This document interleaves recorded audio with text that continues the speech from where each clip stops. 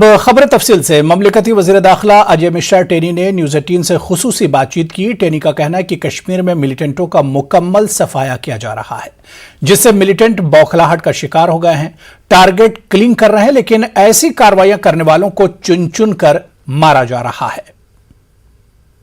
15 तारीख को आज़ादी का जश्न मनाया जाएगा। आपको क्या लगता है, क्या इनपुट मिला है? कश्मीर में कैसा माहौल होगा? ये बहुत अच्छा होगा। देखिए, आप कश्मीर में आप अगर देखेंगे तो पर्यटन बहुत बढ़ा है। अभी 120 फिल्मों ने वहाँ पर शूटिंग करने के लिए स्वीकृति मांगी है। आप ये नया वातावरण है, जैसे पहले था उससे अधिक पर्यटक भी आ रहे हैं, हमारे यहाँ शूटिंग्स भी हो रही हैं, अलग अलग काम धंधे चल रहे हैं, लोगों में खुशी का माहौल है। पत्थर फेंकबाज जो होते थे, आतंकवादी थे, वो सब पुराने समय की ऐतिहासिक घटनाएं हो गई हैं। हमारी सरकार प्रधानमंत्री जी के नेतृत्व में, गृह मंत्री जी के नेतृत्व में इस देश की सुरक्षा के लिए लगातार प्रयासरत है। और जिस तरह से हम काम कर रहे हैं, कश्मीर में हमने आतंकवाद पर नियंत्रण किया है, उसका समूल नाश करेंगे और वहाँ के लोगों को उनके जीवन में खुशहाली आए, उनके जीवन की ज़रूरतें पूरी हों, उनके जीवन में सुविधाएं बढ़ें, शिक्षा, चिकित्सा, रोजगार, ऐसे प्रत्येक क्षेत्र में हम काम कर रहे हैं और उसका असर जम्मू कश्मीर में दिखाई दे रहा है। आतंकवाद की घटनाओं में कुछ कमी, लेकिन टारगेट किलिंग की कुछ कई केस सामने आए हैं। इसको लेकर खास रणनीति क्या बनाई गई, इन घटनाओं पे अंकुश लगे? देखिए, इसमें सीधी सी बात है, आतंकवादियों को भारत आगे बढ़ रहा है ये अच्छा तो नहीं लगता है। ऐसे बहुत सारे दूसरे देश भी, हमारे देश में भी कुछ लोग ऐसे हैं जिनको इस देश की बढ़ती हुई प्रगति, पूरी दुनिया में बढ़ता हुआ सम्मान, हमारे प्रधानमंत्री जी की लोकप्रियता अच्छा नहीं लगता है। ऐसे लोग लगातार ये प्रयास करते थे कि वहाँ पर एक भय का वातावरण बनाया जाए। हमारी सरकार ने उस भय के वातावरण को समाप्त किया है। ऐसे में टारगेट किलिंग एक हताशा और निराशा का परिचायक है। वो किसी ऐसे निरीह व्यक्ति को टारगेट करके ऐसे करने का प्रयास करते हैं, लेकिन उन घटनाओं पर भी हमने अंकुश लगाया है, वह भी हम नहीं होने दे रहे हैं। और आपके चैनल के माध्यम से मैं इस सरकार का जो एक सोच है वो भी बताना चाहता हूं कि किसी भी तरह के किसी आतंकवाद, किसी भी इस तरह की घटना को ये सरकार बर्दाश्त नहीं करने वाली है। जम्मू को अलहदा रियासत बनाने के लिए शुरू की गई अवामी राब्ता मुहिम के एक हिस्से के तौर पर साबिक रुकन पार्लियामेंट और डोगरा स्वाभिमान तंजीम के बानी चौधरी लाल सिंह ने खौड़ में एक रैली निकाली। सैकड़ों लोगों ने शिरकत की। लाल सिंह ने कहा कि मरकज ने दफा 370 को खत्म करके हमारी शनाख्त, जमीन और नौकरियां पहले ही तबाह कर दी हैं। अब हमें अपनी शनाख्त बरकरार रखने के लिए मुत्तहिद होना पड़ेगा। लगातार लगे हुए हैं, हमें चाहिए जम्मू स्टेट अलग स्टेट। और जो 75 साल मार कश्मीर के पॉलिटिशियनों से खाई, आज दोहरी मार पड़ रही है और पूरे देश और रल के मारा जा रहा है। हम चाहते हैं जम्मू स्टेट अलग स्टेट और विद आर्टिकल 371 12 स्टेट में लगा हुआ है। गुरेज के बख्तूर इलाके में एक 12 साल लड़के की डूबने से मौत हो गई। वाकई के बाद लोगों ने बख्तूर में अस्पताल को ताला बंद पाकर एहतजाज शुरू कर दिया। बख्तूर में 12 साल उमर गुल अचानक नाले में डूब गया। इसके बाद फौज ने बरवक्त बचाव कार्रवाई करके लड़के को नाले से निकाला। जो ही लोग लड़के को बेहोशी की हालत में बख्तूर अस्पताल ले गए तो वहां अस्पताल पर ताला लगा हुआ था। बच्चे को अगरचे गुरेज अस्पताल पहुंचाया गया, ताहम इसकी मौत रास्ते में ही वाक़ हो गई थी। लड़के की मौत की खबर फैलते ही लोगों ने एहतजाज शुरू कर दिया।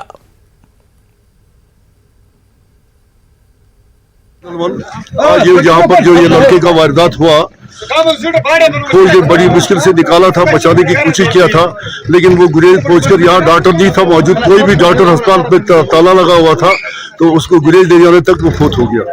इसलिए हम फौज का और पुलिस का बहुत शुक्रगुजार हूँ जिन्होंने साथ दिया। उस वक्त पानी से निकालने के लिए फौज ने पानी से निकाला, फौज का हम बहुत मशकूर है। लेकिन अस्पताल में हमारा ताला लगा हुआ था, कोई भी डॉक्टर नहीं था, कुछ भी नहीं था। इसलिए आज यहाँ पर हम खड़ा है। तब तक हम नहीं रहेंगे जब तक यहाँ डॉक्टर नहीं पहुंचेगा, तब तक रात क्यों नहीं लगेगी, तब तक हम यहाँ पर। तो उधर अनंतनाग के वामपोह सरसोना इलाके में रेलवे ट्रैक के किनारे एक शख्स की लाश मशकूक हालत में मिली। इत्तलात के मुताबिक कुछ राहगीरों ने लाश दरख्त के साथ लटकी हुई देखी और पुलिस को इसकी इत्तला दी। पुलिस की टीम जल्दी ही मौके पर पहुंची और लाश को जरूरी लवाजमात के लिए जीएमसी अनंतनाग मुंतकिल किया। मुतवफ़ी की शिनाख्त मुश्ताक अहमद डार वल्द अब्दुल रज़ाक डार साकिन वाडारा अनंतनाग के तौर पर की गई है। पुलिस ने जिम्न में मामला दर्ज करके मजीद तहकीकात शुरू की हैं। श्रीनगर में मुहर्रमुल हराम के जुलूस पर पाबंदी के खिलाफ कुछ लोगों ने बटमालू एहतजाज करने की कोशिश की। एहतजाजी अफराद ने बटमालू, जहांगीर चौक और दीगर मकामात पर सरकारी हुक्मनामे की मुखालफत में नारेबाजी की। पुलिस ने फौरन कार्रवाई करते हुए कई नौजवानों को गिरफ्तार कर लिया। मुहर्रमुल हराम के पेश नजर श्रीनगर के कई इलाकों को आज सील कर दिया गया था। इस मौके पर किसी को भी चलने की इजाजत नहीं दी गई। लाल चौक से लेकर डल गेट तक के इलाकों में हर तरफ कांटेदार तार बिछाकर सील कर दिया गया था। किसी को भी चलने की इजाजत नहीं थी। आज ही के रोज अजादारों की जानिब से गुरु बाजार से होते हुए बटमालू और फिर जडीबल तक जुलूस निकाला जाता रहा है। हुकूमत की तरफ से कई सालों से इन जुलूसों पर पाबंदी आयद की गई है।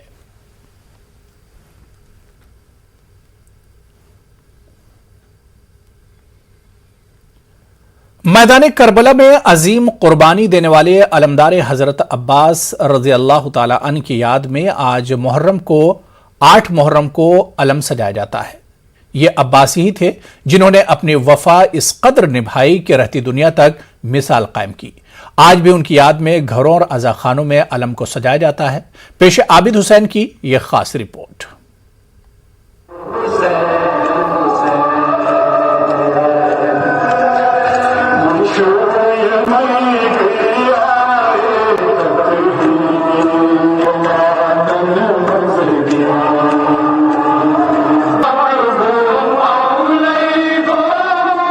वाक़े करबला के वक्त हजरत अब्बास इब्ने अली की उम्र तकरीबन 33 साल थी। इमाम हुसैन ने आपको लश्कर हक का अलमबरदार करार दिया था। करबला में कई ऐसे मौक़े आए जब अब्बास जंग का रुख बदल सकते थे, लेकिन इमाम वक्त ने उन्हें लड़ने की इजाज़त नहीं दी, क्योंकि उस जंग का मकसद दुनियावी लिहाज से जीतना नहीं था। अलमबरदार करबला की अजीम कुर्बानी की याद में आज भी अब्बास के अलम को बुलंद किया जाता है। लोग अपने घरों में अलम सजाते हैं और हजरत अब्बास की कुर्बानी को याद करते हैं।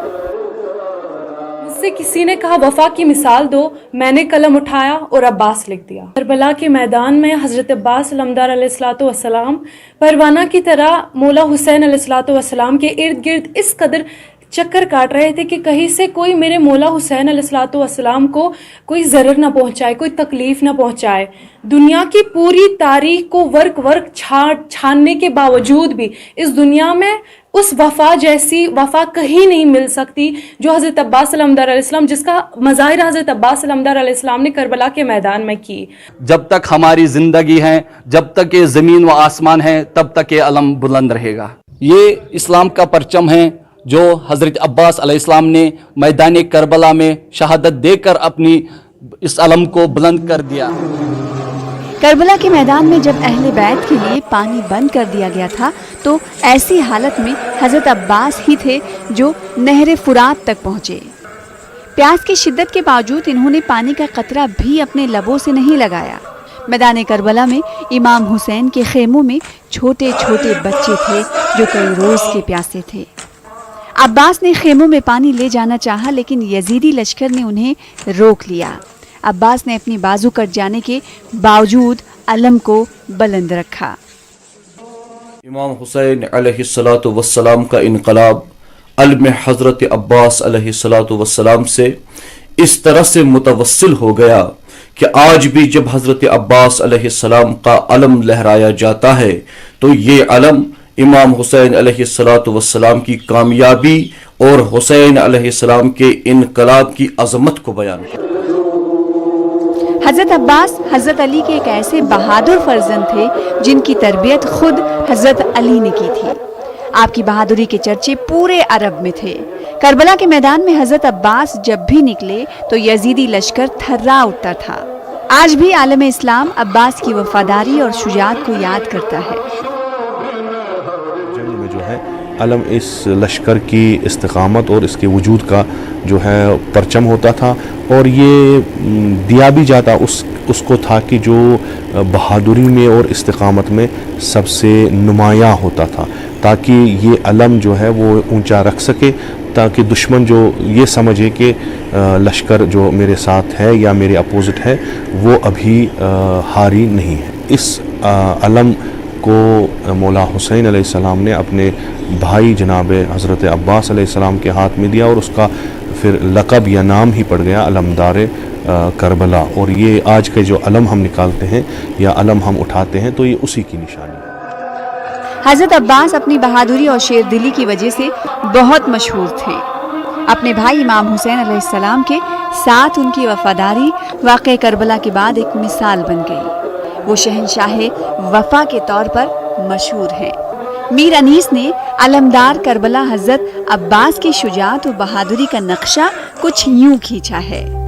वो औज, वो जलाल, वो इकबाल, वो हशम, वो नूर, वो शिकवा, वो तौक़ीर, वो करम, पंजे की वो चमक, वो सरफराज ये अलम, गिरती थी फौजे मुखालिफ पे दम बदम।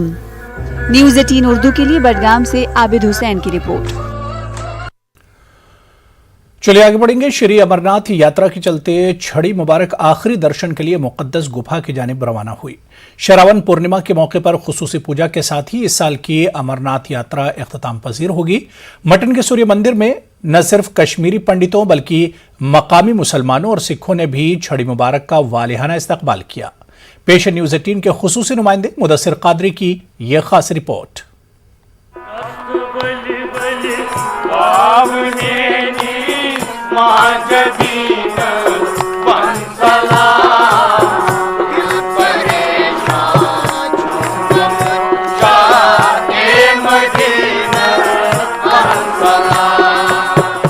मटन के मारूफ मार्टन सूर्य मंदिर में नात पढ़ने में मगन ये लोग दरअसल कश्मीरी पंडित हैं। ये लोग अमरनाथ यात्रा के चलते छड़ी मुबारक के इस्तकबाल के लिए जमा हो गए थे। कश्मीरी पंडितों ने हस्ब रिवायत छड़ी मुबारक का इस्तकबाल कश्मीरी तर्ज के मुताबिक किया। न सिर्फ नात बल्कि भजन और कीर्तन का भी एहतमाम हुआ। इन लोगों का कहना है कि अमरनाथ यात्रा की यही खासियत रही है कि ये कश्मीरियत की अक्कासी करती आई है। से पहले ये सप्तमी को आती थी तो 2 नाइट यहाँ ठहरते थे, मगर चूंकि 90 के बाद हालात ख़राब होने की वजह से अब ये दशमी को आते हैं। श्रावण पूर्णिमाशी, श्रावण के शुक्ला पक्ष दशमी को यहाँ पर आते हैं और यहाँ पर उनका बहुत बड़े भव्य दिल से स्वागत करते हैं लोग। और यहाँ पर भजन कीर्तन होता है, पूजा पाठ होते हैं, आरती होती है और फिर उसके बाद भोज होता है जो यहाँ पर लोग दिल खोल कर इनका स्वागत करते।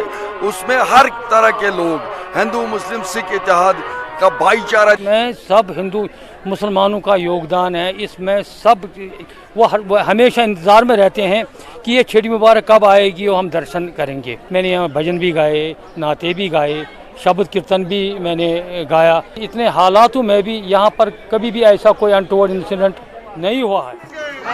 महंत दीपेंद्र गिरी की निगरानी में मटन में शिव और शक्ति की प्रतीक दोनों छड़ियों का मुकद्दस स्नान हुआ और खुसूसी पूजा के दौरान कश्मीर में क़याम अमन और मुल्क की खुशहाली की प्रार्थना की गई। मटन के इस मुकद्दस मकाम से प्यार और मोहब्बत का पैगाम दिया गया।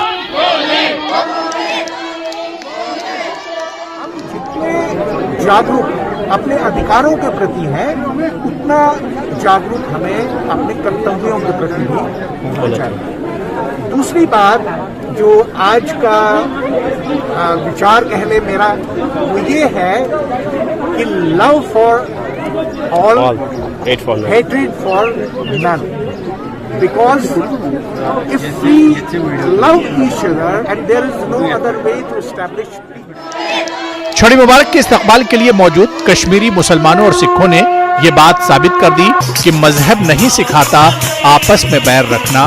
कुछ ऐसी ताकतें जरूर हैं जो इस भाईचारगी में दरार डालने की कोशिश करती है। हिंदू मुस्लिम इकट्ठे ही बैठ के मतलब मनाते, पहले ही छड़ी के आगे खड़े थे, जैसे करते थे ऐसे ही अब इतने सालों के बाद किया है। जैसे सोई धागा का रिश्ता है, इसी तरह अमरनाथ यात्रा का रिश्ता कश्मीरियों के साथ है।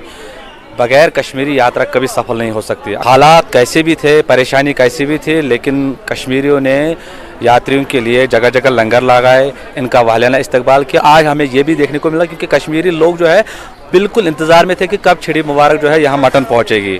हाँ, कुछ ताकतें हैं जो इस सदियों पुराने भाईचारे को जख्म पहुँचाने की कोशिश कर रहे हैं, लेकिन ये एक मैसेज आज भी है, एक मैसेज उन तक पहुँचते हैं कि उनका जो मनसबा है वो उस मनसबे में कभी कामयाब नहीं होंगे। उम्मीद है यही हिंदू मुस्लिम सिख इतिहाद है जो मिसाल स्टार्ट होती है मार्टन सन टेम्पल से। ये आज भी वही कायम है। कुछ दौर आया 90 का और छड़ी मुबारक इतिहास में 2 दिन यहाँ रहती है और यही नए कश्मीर का आगाज़ करके हम फिर 2 दिन यहाँ छड़ी रहेगी। और मैं अपने इस दूसरे कौम के हमारे मुसलमान भाई सिख भाई जिन्होंने हर वक्त इतिहास रखा यहाँ पर हिंदू मुस्लिम सिख इतिहाद का, उन्होंने सारा कुछ अरेंजमेंट करके मैं उनको अपनी तरफ से मार्टन क्षेत्र की तरफ से सैल्यूट करता हूँ। वज़रे की इस साल श्री अमरनाथ जी यात्रा के दौरान इंतजामिया के इश्तराक से मकामी लोगों ने फिर एक बार काबिल तारीफ काम अंजाम दिए। ये यात्रा 11 अगस्त को श्रावण पूर्णिमा के मौके पर मुकद्दस अमरनाथ गुफा में खुसूसी पूजा के साथ ही इख्तिताम पजीर होगी। न्यूज़ 18 उर्दू के लिए मुदस्सिर कादरी की रिपोर्ट।